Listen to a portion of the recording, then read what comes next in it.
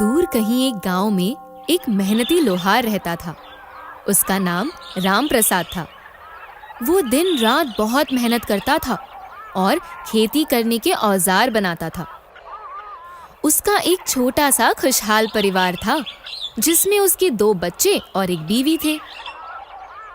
एक दिन सुबह सुबह राम प्रसाद ने अपनी पत्नी से कहा, सुनो, जरा जल्दी से कुछ रोटियां बना दो, मैं बाजार के लिए निकल रहा हूँ और लगता है मुझे आने में आज रात हो जाएगी। थोड़ी देर बाद खाने के सामान और पानी लेकर वो बाजार की ओर निकल गया। बाजार का रास्ता एक घने जंगल से होकर गुजरता था।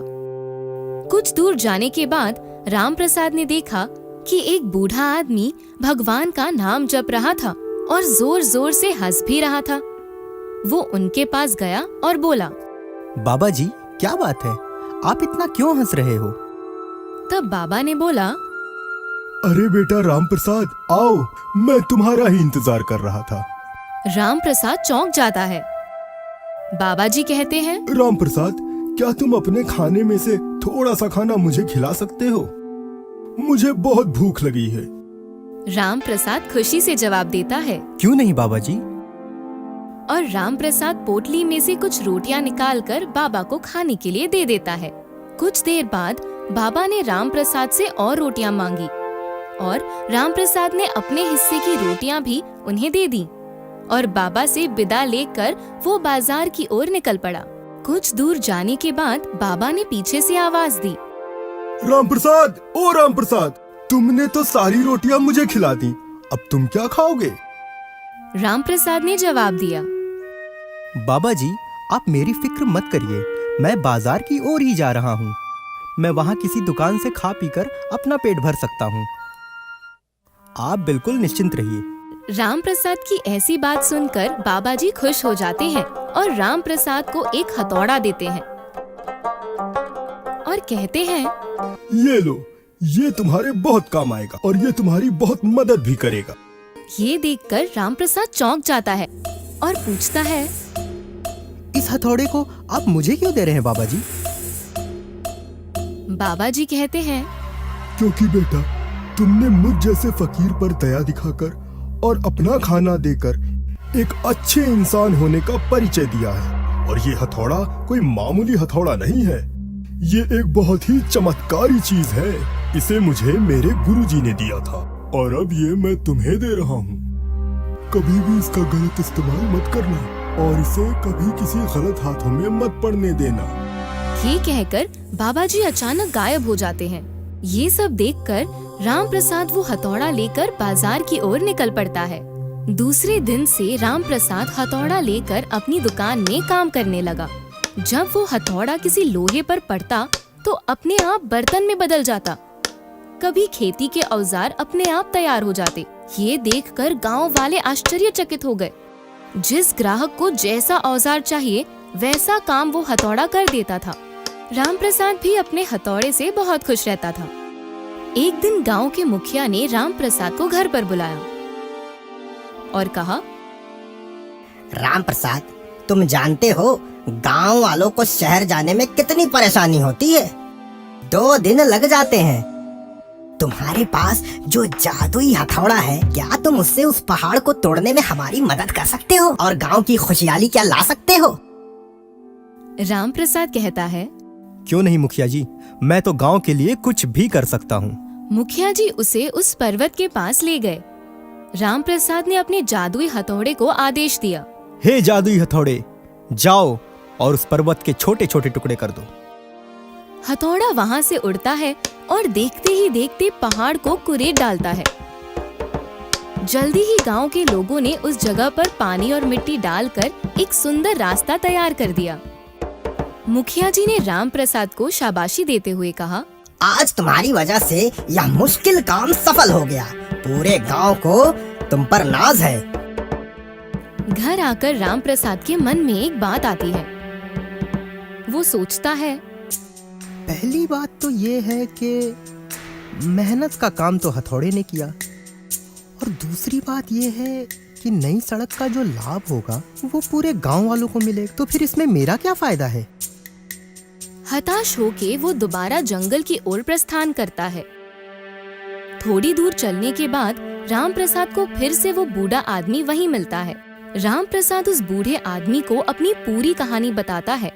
कहानी सुनकर बूढ़ा आदमी राम प्रसाद को हथौड़े की वास्तविकता समझाते हुए कहता है, हथौड़े का प्रयोग बल से नहीं बुद्धि से होता है। वो राम प्रसाद को समझाता है कि हथौड़े की एक नहीं अनेक काम और फायदे हैं।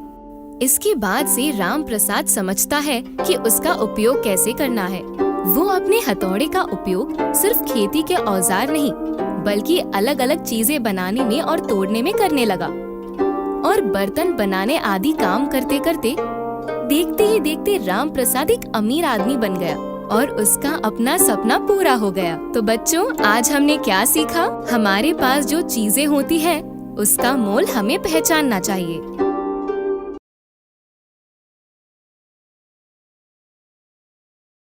कुछ समय पहले की बात है। नेहा नाम की एक लड़की थी।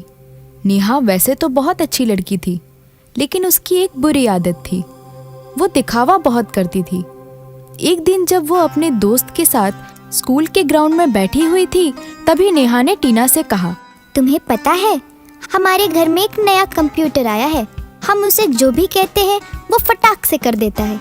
और पता है, इन छुट्टियों में मेरे पापा नई महंगी कार भी लेने वाले हैं। टीना नेहा से कहती है, नेहा, तुम बहुत लकी लड़की हो। नेहा सच में एक लकी लड़की थी, क्योंकि वो बहुत अमीर घर से थी। लेकिन एक चीज ऐसी थी जो उसके पास भी नहीं थी, जिसकी वजह से वो उदास रहा करती थी। एक दिन जब उसका बर्थडे था, तब वो अपने कमरे में उदास बैठी थी। मेरे मम्मी पापा कितने अमीर हैं, पर इतनी अमीरी का क्या फायदा? हमेशा वो काम में व्यस्त रहते हैं और मेरे लिए उनके पास बिल्कुल भी समय नहीं रहता। मैं दुनिया देखना चाहती हूँ, मैं घूमना चाहती हूँ, हर जगह जाना चाहती हूँ। मैं क्या करूँ? मेरा मन बहुत उदास है। वो दिन नेहा के लिए बहुत ही खास था। नेहा कमरे में जोर जोर से रो रही थी। उसी समय वहाँ से परी गुजर रही थी। ये कैसी आवाज़ है? जरूर कोई बच्चा उदास है और मेरे होते हुए कोई बच्चा दुखी हो। ये कैसे हो सकता है? मुझे जाकर देखना चाहिए। हेलो नेहा। कौन हो तुम और मेरा नाम कैसे जानती हो? मैं बच्चों की परी हूँ। मैं हर बच्चे का नाम जानती हूँ और मैं हमेशा घूम घूम के पता लगाती हूँ कहीं कोई बच्चा दुखी तो नहीं है। और अगर वो बच्चे अच्छे होते हैं तो वो जो भी चाहते हैं वो मैं उन्हें दे देती हूँ। आज मैंने तुम्हें अपने आप से शिकायत करते हुए सुना। सच में? मैंने सुना कि तुम पूरी दुनिया घूमकर देखना चाहती हो। ओह हाँ, मैं तुम्हारी इच्छा पूरी कर सकती हूँ। वाओ, इसमें कितना मजा आएगा। परी नेहा को एक जादुई बॉक्स देती है। ये क्या है? ये तुम्हारा जादुई तोहफा है। इसे संभाल के रखना। यही तुम्हारी दुनिया घूमने में मदद करेगा और तुम्हारी इच्छा पूरी करेगा। सच में? ये तो छोटा सा मामूली सा डब्बा है, ये जादुई कैसे हो सकता है? हंसते हुए परी ने नेहा से कहा, ये रख लो, यही तुम्हारी इच्छा पूरी करेगा। लेकिन याद रखना, ये बड़ा ही खास डब्बा है। इसे तुम्हें छुपा कर रखना होगा। इसके बारे में तुम किसी से भी कुछ नहीं कह सकती। अगर तुमने किसी को बताया तो इसका नतीजा बहुत ही बुरा हो सकता है। ऐसा कहकर परी वहां से आसमान की ओर उड़ गई। मुझे इस बॉक्स को खोलकर देखना चाहिए। नेहा जैसे ही बॉक्स को खोलती है तो उसमें से बहुत सारी रोशनी निकलती है, जिसे देखकर वो बहुत ही हैरान रह जाती है। नेहा को उस बॉक्स में एक रेड बटन दिखाई पड़ता है। थोड़ी देर सोचने के बाद नेहा उस बटन को दबाती है। बटन दबाते ही नेहा हवा में तैरने लगती है और जैसे ही वो अपने पैरों की ओर देखती है, उसे एक सुंदर सा कारपेट नजर आता है। वाओ, ये कोई मामूली डब्बा नहीं है, ये तो मैजिक कारपेट है। अब नेहा सोचती है कि इसे कैसे चलाया जाए और तभी उसे एक उपाय सूझता है। वो कारपेट से कहती है, मुझे ताजमहल दिखाने ले चलो। और जैसे ही वो कहती है, तभी वो कारपेट नेहा को लेकर आसमान में उड़ जाता है और ताजमहल की ओर ले जाता है। नेहा ये देखकर खुश हो जाती है। वाओ, मैं तो सच में ताजमहल पहुंच गई। और इसी तरह नेहा रोज रात को नई नई जगह घूमने जाती। नेहा की सारी इच्छा पूरी हो गई। अगले दिन जब नेहा स्कूल गई तो उसकी सहेली टीना ने कहा, नेहा, तुम्हें पता है इस छुट्टियों में हम शिमला जा रहे हैं। नेहा मन ही मन सोचती है कि इसे क्या पता कि मैं तो पूरी दुनिया घूम चुकी हूँ। नेहा को कालीन की बात बताने का मन करता है और वो जादुई परी की बात भूल जाती है। तुम्हें पता है मेरे पास एक जादुई कालीन है जिससे मैं पूरी दुनिया घूम चुकी हूँ। ये सुनकर नेहा की सहेली हंसने लगती है। चलो मैं तुम्हें दिखाती हूँ। वो दोनों मिनी क्लासरूम में जाते हैं और नेहा पेंसिल बॉक्स का बटन दबाती है, पर इस बार बॉक्स कालीन में नहीं बदलता। उसके बाद उसकी सहेली फिर से हंसने लगती है। नेहा घर वापस जाती है और पेंसिल बॉक्स देखकर रोने लगती है। तब जादुई परी आती है और कहती है, तुम्हें मैंने कहा था कि ये बात किसी को मत बताना। नेहा जोर जोर से रोने लगती है और कहती है, मुझे माफ कर दो परी। तुमने अब पूरी दुनिया देख ली है और एक सबक भी सीख लिया है, इसलिए अब तुम्हें इसकी कोई जरूरत नहीं है। नेहा कहती है, हाँ जादुई परी, आप सही बोल रही हैं। और थोड़ी देर सोचने के बाद कहती है कि आप ये जादुई कालीन किसी जरूरतमंद बच्चे को दे दीजिए। इस कहानी से हमें ये शिक्षा मिलती है कि हमें कभी भी अपनी शक्तियों का गलत प्रयोग नहीं करनी चाहिए।